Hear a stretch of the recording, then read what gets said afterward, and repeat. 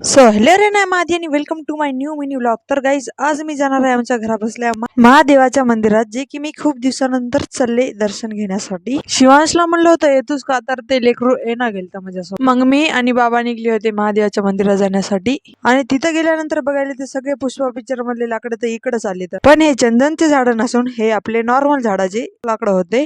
मंदिरात गेले आणि दर्शन घेऊन परत आपल्या घराकडे निघले. आता मी सांगते हे लाकडं कशासाठी घेतलेत.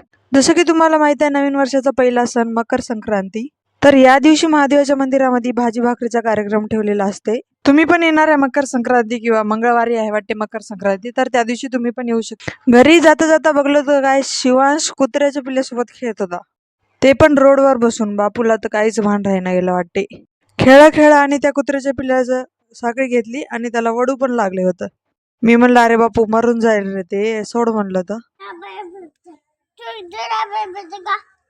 माकडानं त्याच्या भाषेमध्ये शिवा दिल्या वाटते मला, जे की मला समजलं नाही. तुम्हाला समजलं तर कमेंट मध्ये नक्की सांगा.